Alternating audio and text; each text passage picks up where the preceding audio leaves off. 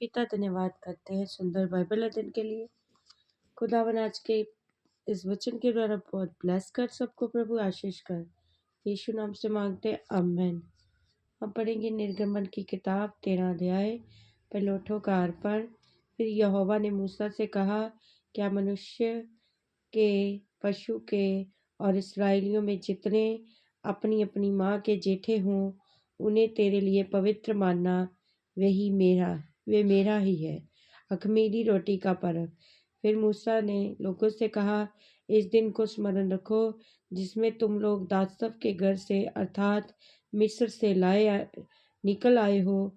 यहोवा तुमको वहाँ से अपने हाथ के बल से निकाल लाया। इसमें खमीरी रोटी ना खाई जाए। अबीब के महीने में आज दिन तक तुम निकले हो, इसलिए जब अबीब महीना तुमको कनानी, हित्ती, हिमोरी, हिब्बी और यबूसी लोगों के देश में पहुंचाएगा, जिसे देने की उसने तुम्हारे पुरखों से शपथ खाई, और जिसमें दूध और मधु की धाराएं बहती हैं, तुम इसी महीने में पर्व मानना। 7 दिन तक अख़मीरी रोटी खाया करना और 7वें दिन यहोवा के लिए पर्व मानना। इन 7 दिनों में खमीरी रोटी खाई जाए, वरन तुम्हारे देश में भी भर में ना खमीरी रोटी ना खमीर तुम्हारे देखने में आए। और उस दिन तुम अपने अपने पुत्रों को ये कह के समझा देना कि वह हमको उसी काम के कारण करते हैं जो यहोवा ने हमारे मिस्र से निकल आने के समय हमारे लिए किया था। फिर वह तुम्हारे लिए तुम्हारे हाथ में एक चिन्ह होगा और तुम्हारी आंखों के सामने स्मरण करवाने वाली वस्तु ठहरे, जिससे यहोवा की व्यवस्था तुम्हारे मुंह पर रहे, क्योंकि यहोवा ने तुम्हें अपने बलवंत हाथों से मिस्र से निकाला है। इस कारण तुम इस विधि को प्रतिवर्ष नित्य समय पर माना करना। पहलोठे।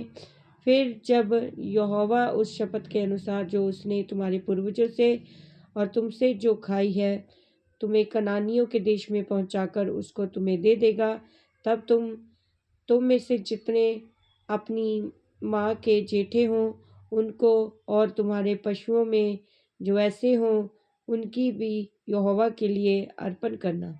सब नर बच्चे तो यहोवा के हैं, और गदही में से एक पलोठे के बदले मेमना देकर उसको छुड़ा लेना।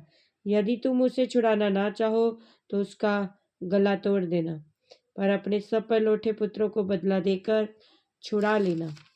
और आगे के दिनों में जब तुम्हारे पुत्र तुमसे पूछे ये क्या है, तो उनसे कहना, यहोवा हम लोगों को दासों के घर से अर्थात मिस्र देश से हम अपने हाथों के बल से निकाल लाया है।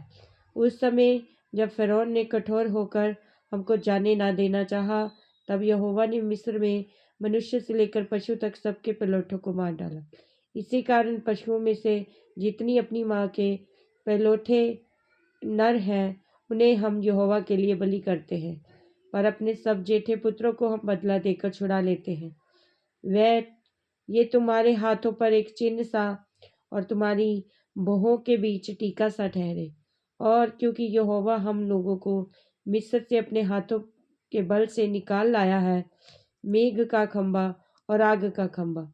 जब फ़िरौन ने लोगों को जाने की आज्ञा दी थी, तब यद्यपि फलिस्तियों ने के देश में होकर जो मार्ग जाता है वह छोटा था, तो भी परमेश्वर ये सोचकर उनको उस मार्ग से नहीं ले गया कि कहीं ऐसा न हो जब ये लोग लड़ाई देखें तब पछताकर मिस्र की ओर लौट जाएं। इसलिए परमेश्वर उनको चक्कर खिलाकर लाल समुद्र के जंगल के मार्ग से ले चला, और इस्राएली पांति पांति हुए मिस्र से निकल गए। और मूसा यूसुफ की हड्डियों को साथ लेता गया, क्योंकि यूसुफ ने इस्राएलियों से ये कह के परमेश्वर निश्चय तुम्हारी स्तुति लेगा, उनको ये विषय की दृढ़ शपथ खिलाई थी कि वे उसकी हड्डियों को अपने साथ यहाँ से ले जाएंगे।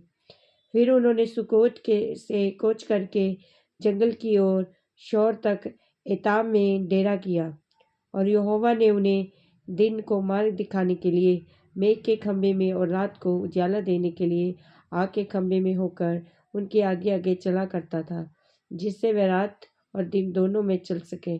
उसने ना तो बादल के खंभे को दिन में और न आग के खंभे को रात में लोगों के आगे से हटाया। आमीन। इस वचन के द्वारा सबको ब्लेस करेंगे प्रभु। सबको जय मसीह की।